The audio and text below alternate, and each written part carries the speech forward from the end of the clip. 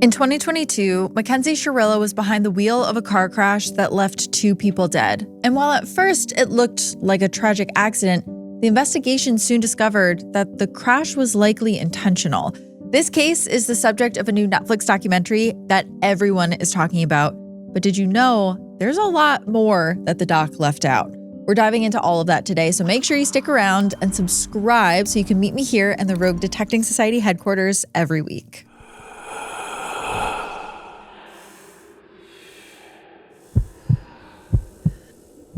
It's when your heart starts pounding.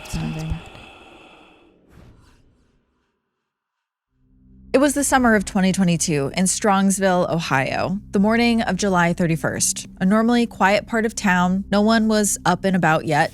The sky was slowly turning the deep blue of pre-dawn when someone noticed something strange near the intersection of Progress Drive and Alameda.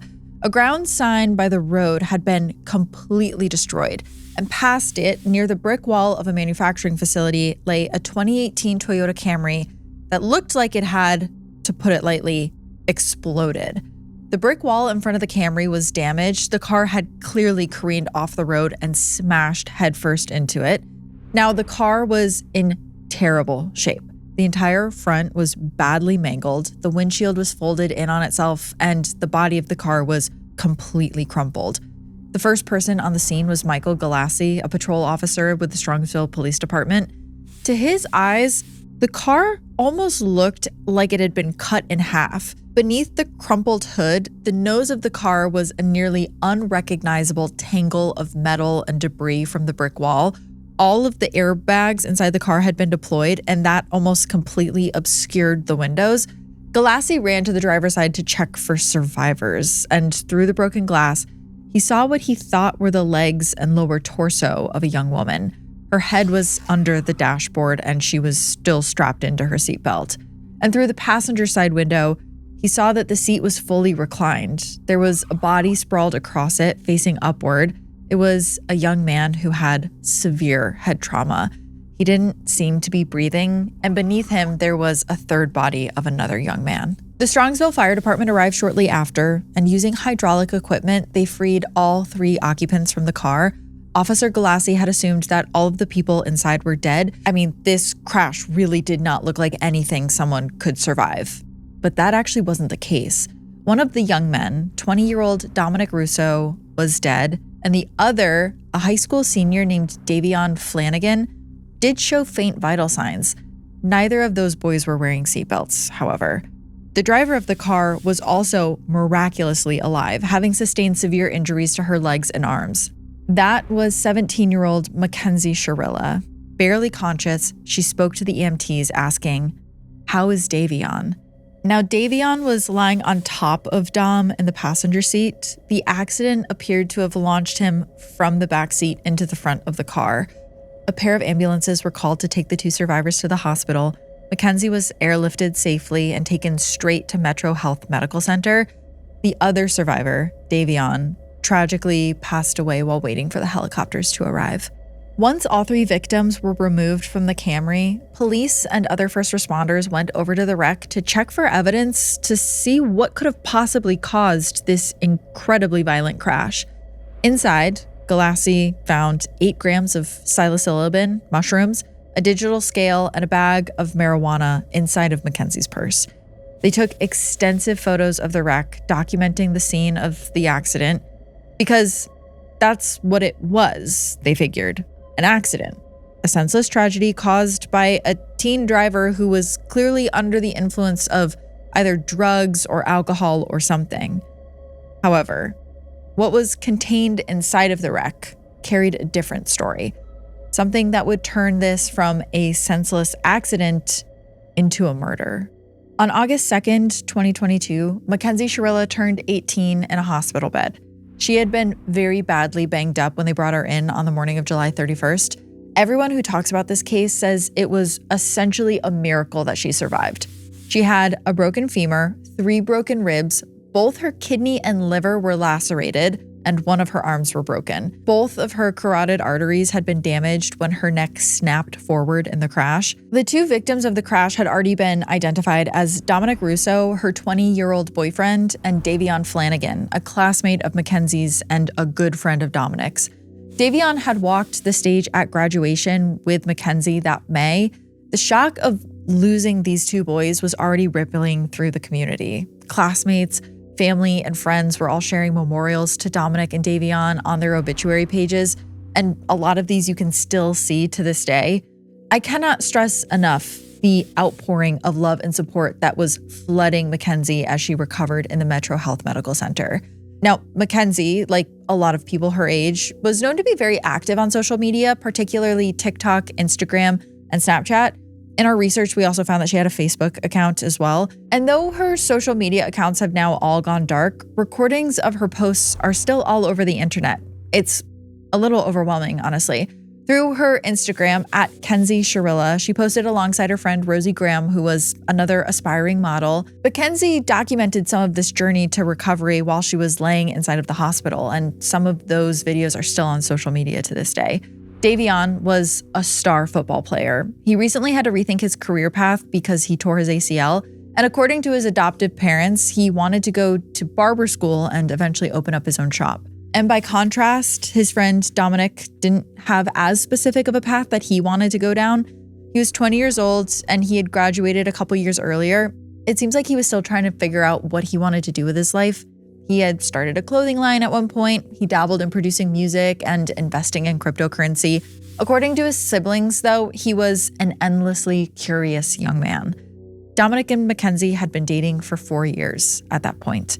They'd met when he was an upperclassman and she was a freshman, and they actually had moved in together in December of the previous year into a house that was owned by Dominic's mother, Christine. He was known to pamper Mackenzie with gifts like clothes and accessories. To quote Mackenzie's parents, he, quote, wasn't hurting for money. The two of them were part of this inseparable group of 5 friends: Mackenzie, Dominic, Davion, Rosie, and Bubba, who was one of Davion's football teammates. They hung out almost every day, including the day of the accident. So the night of July 30th began with a graduation party at the house of one of Kenzie's friends named Kelly. Kelly and Mackenzie had been friends since 2020. It was described as being a pretty low-key event. This is according to them. It was just a handful of friends hanging out around a fire pit, smoking weed. Mackenzie, Dominic, and Davion arrived at about 10:30 p.m. with a bottle of tequila and some weed. Now, Mackenzie was known to smoke a lot of weed. She heavily documented herself on social media, smoking blunts and bongs, often while driving. In that Netflix documentary, her parents are very open about the fact that they never had a problem with this. They said at least weed was better than some of the other drugs that other teenagers were doing. I think a direct quote is something like, "She's not shooting up dope," something like that. While the group was hanging out that night, Mackenzie asked Kelly if she was into magic mushrooms. Kelly said that she wasn't, and the evening went on. According to Kelly, it sounded like Dominic and Mackenzie were debating between spending the night and doing mushrooms or going to another friend's place. Around a half hour later, the three decided that they were just going to go to the friend's house, and they left Kelly's party. At 11 p.m., Mackenzie, Dominic, and Davion arrived at the home of Paul Burlinghouse. He had been friends with Mackenzie since middle school. This was also described as another low-key hang, everyone just getting high, watching YouTube videos, and listening to some music. Paul went to sleep at around midnight, so he didn't see Mackenzie leave. According to her other friends, Mackenzie slept briefly at 3 a.m. and then woke up at around 5 a.m. to go back home. Someone else had offered to give Davion a ride, but he chose instead to go with Mackenzie and Dominic. This is unfortunately a common story that I'm sure a lot of us have experienced. Kids out one night drinking, doing drugs, and then getting into a car wreck. And maybe police thought that it was going to be easy to get to the bottom of this because they had seen that a lot, that exact thing that I described, kids getting into a wreck after doing drugs. But it very quickly became evident that that was not going to be the case here. When Mackenzie went in for surgery, doctors ran a blood test on her, and it revealed, contrary to what people might have been expecting, that she had not been drunk that night. She was also supposed to get a drug test, which ended up being canceled and not taken until a few days later. That revealed that she didn't have mushrooms in her system either. It seemed like the only thing in her blood was THC from marijuana. Now, there is some debate online about the mushrooms. Because the test was taken days later, there might not have been anything left in her system. But regardless, police thought that the best thing to do at this point would be to just ask Mackenzie outright, what exactly happened that night? If you weren't high on shrooms or drunk, how did the car crash? The only thing, though, was that Mackenzie didn't remember. According to Mackenzie, she remembered being in the car on her way home and then waking up in the hospital. She didn't remember anything about the crash, nothing about swerving, nothing about not feeling well, nothing. This was going to be a much more complicated investigation than they had anticipated. And it was going to come down to witness testimony and what they could find out about Mackenzie from her online presence to help fill in the gaps. So not long after the crash, Tyler Croy, one of Davion's best friends, visited Strongsville Police Department with a tip for investigative detective Zaki Hazoo. Croy showed the police an app on his phone called Life 360. It's a location monitoring app that shares cell phone tracking between friends and family. Croy had been out of town during the crash, but when he heard that Davion was involved, he immediately went and checked Davion's tracking data from the morning of the 31st. And according to the app, Davion had been traveling at 90 miles per hour right before the crash happened, not slowing down at all before the car hit the brick building. Now, this app wasn't proof of anything, but it might indicate that there was some sort of technical glitch in the 2018 Toyota Camry. And this is where things start getting even more suspicious. The Camry had an event data recorder, which is essentially a black box. Now, that had been salvaged by the vehicle forensics team and sent to a specialist in Brooklyn to interpret the data. According to this expert, the EDR only stored the final 4.75 seconds before the crash. But that data seemed to back up what the Life 360 app had shown. The car's accelerator was pressed all the way down for at least 4.6 of those seconds, and the brake was not applied. The final speed of the car was estimated to be between 80 and 100 miles per hour. They were able to reconstruct enough to know that the car hit the curb, briefly went airborne, and then about a second before impact, there was a hard yank on the steering wheel about 142 degrees. And also they found that the car had been, quote, shifted back and forth between drive, sequential, and neutral in the 4.7 seconds before the crash. Now, everyone had questions about this. Was that a sign of the driver maybe trying to regain control of the car? Or was it perhaps a passenger that was trying to wrestle control from a dangerous driver? But investigators were now sure of one thing, at least. Nothing had gone wrong with the car to cause this. The driver, Mackenzie, had pressed her foot all the way down on the pedal until the car was accelerating to nearly 100 miles per hour, and she did not hit the brake once. And this whole investigation was about to get even stranger, honestly. Detective Hazoo managed to get a hold of nearby CCTV cameras that showed the street leading up to the crash site. A video feed from a nearby intersection showed Mackenzie's Camry traveling at a reasonable 35 miles per hour, signaling, and then turning onto Progress Drive. Nothing about this part of the video seems like reckless driving. But at some point in the half-mile gap, Mackenzie's car had accelerated from 35 to 100 miles per hour because a camera showed the car flying by at breakneck speed and crashing out of frame. And from these videos, they were able to estimate that the car had been accelerating, meaning the pedal was likely pushed all the way down for over 24 seconds. It was at this point that the Strongsville Police Department realized that they had to treat this like a potential homicide. Detective Hazoo visited Mackenzie in the hospital to tell her and her mother, and he let them know that the police needed to take Mackenzie's phone for a little while. Mackenzie was shocked by this. She apparently didn't think this was a possibility at all. According to Detective Hazoo, the first thing she said in response was, quote, "Can't you just take my license away for 10 years or something?" Now, I noticed that that wasn't mentioned in the documentary, but I could not believe that that was her response. 2 people were dead, and she asked if her license could just be taken for a bit as punishment. Investigators also found that very strange. I was not the only one.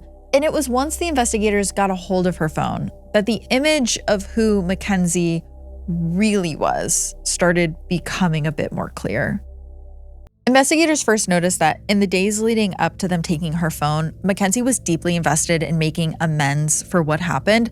She texted Dominic's mother, Christine Russo, trying her best to explain.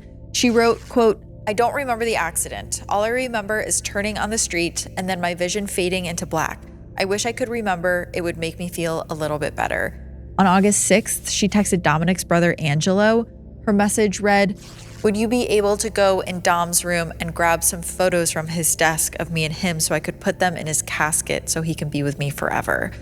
She later sent a follow-up text to Angelo that read, quote, "I know you probably think that this is all my fault. I wish that he was here too. This should have never happened. I really do feel bad. It's killing me." Mackenzie's parents, Natalie and Steven, were by her side from day one. If you've seen the documentary, you see how much they stand up for her. They had been through a rough patch recently. The couple actually had declared Chapter 7 bankruptcy that May, the same month that Mackenzie graduated. Stephanie Jessup, who was Mackenzie's aunt, had started a GoFundMe page to support Mackenzie's recovery because that was going to be a big financial burden on the family. The family was bracing for a long and painful rehab.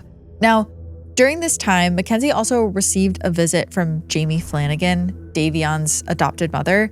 Jamie encountered Natalie Shirilla in the hospital room, looking after her daughter. And the first thing that Natalie said to her, according to this woman, rather than, "I'm sorry for your loss," anything like that, no. She said, quote, "Don't believe what they're saying on Facebook." Now, Jamie found this extremely odd. What did Natalie mean? People online, it seemed, were already turning against Mackenzie. They were saying that there was something suspicious about the crash, and they blamed Mackenzie for what happened. Now, we all know that social media does love a scapegoat, and the more that the public was able to comb through her social media, the more that they were blaming her for things based on posts she had made. And in this case, the internet mob might actually have been onto something. On TikTok, Kenzie and Dom posted like a ride or die power couple, going out together, smoking weed, partying together. They also showed themselves dancing in the club, going to the county fair, taking a party bus to prom, that kind of thing. In reality, the relationship was a pretty volatile one. Dominic's mother, Christine Russo, said that the relationship between Dominic and Mackenzie soured starting in January of 2022. But according to their peers, tension was just a regular part of this relationship. Dominic's family said that Dom and Mackenzie had a relationship of high highs and really low lows. They would have these huge fights, they would break up, and then they would get back together, and this would happen on a regular basis. The 4 years that they spent together included several periods where they were fully broken up after huge fights. Friends would mention that Mackenzie stopped trusting Dominic after he cheated on her, and she regularly threatened to break up with him. Dominic's friends said that he could do much better, saying that she was a problem. But no matter what side they were on, everyone pretty much agreed that the couple's arguments were dramatic and oftentimes dangerous. When Mackenzie didn't get her way, it seemed like she could be pretty intense. One of her fights with her parents was so bad that it was the subject of a police report. On March 23rd, 2020, Strongsville police were called to the Shirilla household because Mackenzie, who was 15 years old at the time, was threatening to take her own life. The police report said that she was not going to be taken to the hospital for treatment because her parents did not believe that these threats were real. Now, in the Netflix documentary, Natalie and Steven Shirilla said that they thought their 17-year-old daughter, Mackenzie, was mature enough to be trusted to move in with her 20-year-old boyfriend. Even after she was having fights with them that were so bad the police were getting involved, even though everyone knew about how bad her fights with Dom were, even though she was a minor. It just, to me, seemed like they had a really, really hard time telling their daughter no, even for basic common sense things. Mackenzie lived with Dominic for over 7 months, and according to Dominic's family, she was accepted by them and treated just like a member of their family. But as anyone with in-laws can tell you, accepted doesn't necessarily mean liked. Dominic's friends didn't seem to trust Mackenzie, and neither did Dom's siblings. On July 17th, 2022, Christopher Martin, who was a friend of the Russos, was with Christine when she received a phone call from her son. Dominic was on the highway with Mackenzie, and he said that he did not feel safe.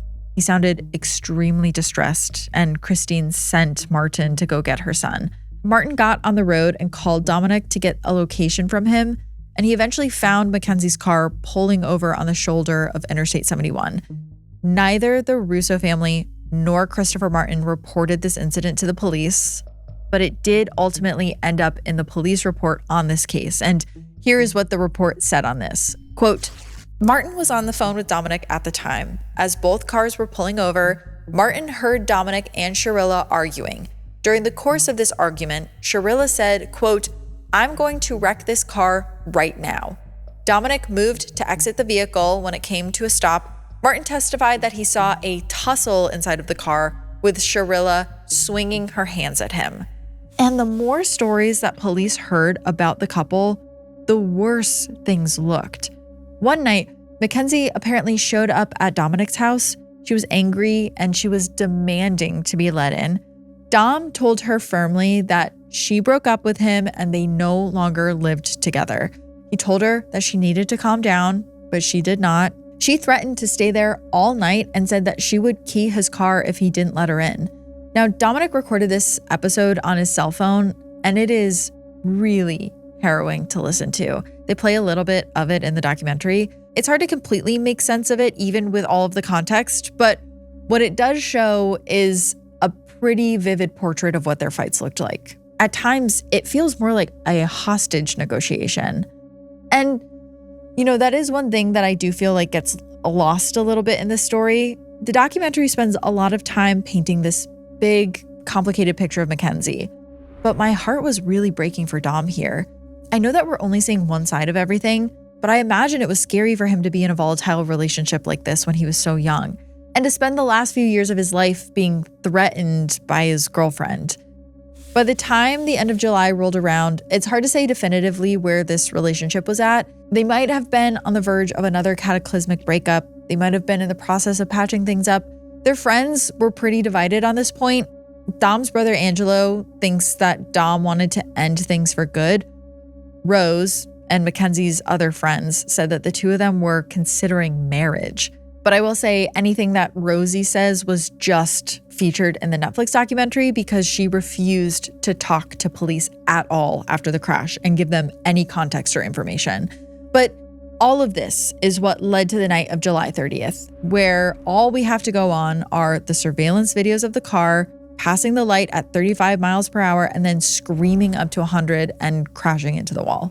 By the fall of 2022, Mackenzie was well enough to regularly leave the hospital. In October, she was photographed at a concert sitting in a wheelchair. Later that month, she was spotted on social media attending a Halloween party with Rosie and some other friends. She no longer needed the wheelchair at that point. Now, these friends were all dressed as the rapper Playboi Carti, a look that I would describe as kind of like zombie and clown-like. The parents of the victims didn't understand the reference, though. How could they? And they were very offended by the fact that she would dress up like a corpse so soon after killing her friends. Though some of Mackenzie's friends do say that this was a nod to Dom, that they listened to a lot of Playboi Carti together. And even if you take Mackenzie's word for it and think that the group costume was innocent in its intent, a lot of people think that these posts are tasteless in context. If you didn't know any better, it would be possible to believe that this 18-year-old had never been in a car accident that killed two of her friends. Her TikToks just feel reminiscent of her life before. Poppy and flirty, she comes off as this cool stoner girl, kind of like nothing had changed. But things were about to massively change for Kenzie. On November 2nd, while her mother was driving her back from physical therapy, Mackenzie was arrested. At 2:23 p.m., Detective Hazoo charged her with the murders of Dominic Russo and Davion Flanagan, and her bond was set at $500,000. And, maybe she was in shock, but all she could do when she was being arrested was ask the arresting officer to not break her friendship bracelets when they were putting the handcuffs on. Mackenzie Shirilla was facing charges of murder, felonious assault, aggravated vehicular homicide, drug possession, and possession of criminal tools. At the time of the crash, she was 17 years old, which would mean that she would be tried in juvenile court. A conviction as a juvenile meant that she would be facing probation, which for the state and parents of the victims was very, very lenient. The state prosecutors, though, Tim Troop and Allison McGrath, argued that there was enough probable cause to try her in a county criminal court. A grand jury reviewed this evidence, and though they found that probable cause did not exist for the murder charges, they did exist for the rest of the charges, including vehicular homicide and drug possession. So Mackenzie was now going to be given a full criminal trial. Rather than probation, she could now get multiple life sentences for the deaths of Dominic and Davion. The Shirilla family hired a respected local attorney, James McDonnell, to represent her. At a pretrial hearing on April 13th, Mackenzie pleaded not guilty. She waived the right to a jury trial, requesting what's known as a bench trial before a judge who would decide the verdict and the sentencing. And I can speculate a little bit on why she did this.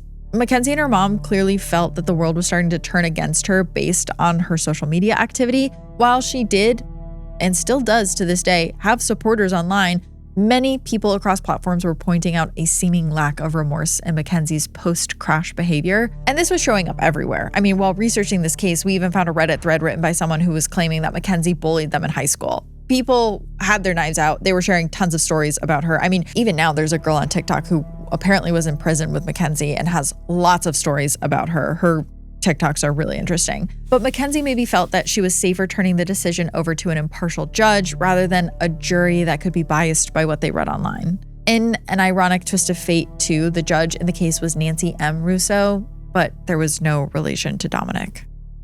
August 7th, 2023, the state of Ohio versus Mackenzie Shirilla officially began. The state prosecutors wanted to prove that Mackenzie Shirilla intended to kill Dominic Russo in July of 2022 and that Davion Flanagan was collateral damage in this attempt. They brought up how, according to investigators, Mackenzie's phone indicated that she had been on the same road out of the way of her home where she crashed on July 28th, which was 2 days before the incident. Now, cell phone location data can be fuzzy. It can also be imprecise. Without the precise addresses involved, it is hard to say for certain, but everyone does seem to agree that Progress was not her usual way home. Why would she have gone so far out of her way to drive on this road both 2 days before the murder and the night of the murder? This made a lot of people feel like the crash was actually premeditated. Now, the defense made the case that this was just reckless and irresponsible behavior, but does not constitute willful intent to murder. They say that she blacked out during the event and couldn't remember any of it, thanks to a combination of trauma and a medical condition that she'd suffered for a number of years. Now, Mackenzie appeared in court with her right arm in a sling. A lot of critics interpreted this as a ploy for sympathy from the judge. Now, this trial was interesting because neither side had any way of proving what happened in the car before the crash. And it breaks my heart to think that Davion was alive at the time of the crash. There was a chance he could have survived long enough to explain what happened, but tragically he died from his injuries too soon to be able to do that. But the evidence introduced by the prosecution had mostly to do with Mackenzie's character and her relationship with Dominic Russo.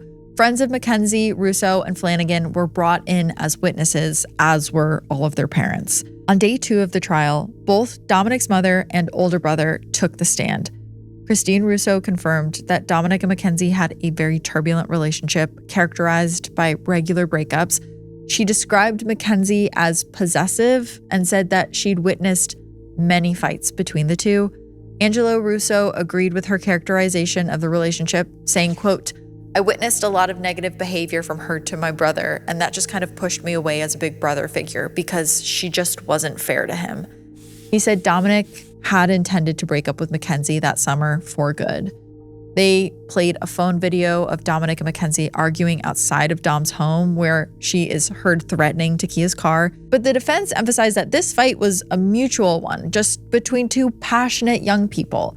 Mackenzie's lawyer introduced a text message into evidence from Mackenzie to Christine Russo that read, quote, "It really kills me not being able to remember anything. I promise you I would tell you. I've been asking my therapist why I don't remember, and she said it's because of trauma, but I'm going to try to get hypnotized and make myself remember." That text, he said, indicated genuine grief and a desire to stay close to the Russos, who she thought of as extended family. And ever since that text message from Mackenzie to Christine, Mackenzie had maintained that she could not remember at all what had happened that night. And that brings me to day 4 of the trial, when Mackenzie's team made a last-minute decision to bring Natalie Shirilla, Mackenzie's mother, to the stand. Now, Natalie and Mackenzie's relationship had always been strange. One thing the documentary doesn't touch on is that it seems like the two of them spoke to each other in gibberish that was similar to Pig Latin. Some people have suggested that the language is known as Carney, which is literally the language that carnies at fairs would use to talk to each other. Now, Natalie stated under oath that her daughter had been diagnosed with a condition known as POTS. Maybe you've heard of this. It's a condition that can cause low blood pressure and increased heart rate. She said Mackenzie had been diagnosed with this in 2017 and had been taking salt tablets to help manage it. She claimed that Mackenzie had been fine for a while, hadn't shown any signs of passing out, but 2 weeks before the crash, her symptoms had begun to reappear. Now, maybe you can help me out in the comments wherever you're listening, but when I read this, I couldn't help but think, if this is true, why was she allowed to have a driver's license at all? And the prosecution asked this very question to Natalie, and her response is a little bit baffling. Natalie admitted that she did not disclose this condition when Mackenzie applied for her driver's license. Now, let's just try to process this together, because I think I'm still stuck on this point. If Mackenzie had passed out in the car, if that's true, from POTS, that meant that for almost 25 seconds, 2 boys that were much bigger than her were not able to get her foot off of the gas pedal. And it seems like the judge does agree with me on the fact that the gears shifting from neutral to back to drive in the last few seconds meant that someone in the car, likely the driver, was conscious enough to move the shifter in that time. You know, I am sympathetic if Mackenzie did have POTS. It's a horrible thing to have, but it's just not really believable, at least in my opinion, to think that she was passing out in the car from it. And also for Natalie to say that they just didn't disclose that when getting a license. I mean, that's just, how many people are you putting at risk if that's the case? This admission did not win Natalie much grace. She had already gotten a lot of criticism for seemingly relaxed parenting, to put it lightly. Her daughter regularly posted things on the internet, like smoking a ton of weed in the car, and Natalie followed her accounts and would like these posts and what I assume is support. And not to mention, during a recorded phone call between Mackenzie and Natalie while Mackenzie was in prison, this is not in the Netflix documentary, by the way, one of the investigators alleged that their gibberish conversation they were having translated to something like, "Can't we just tell them I had a seizure or something?" To which Natalie responds, "We can." Can I say something to her real quick? Yes. He's like Caesar. He's like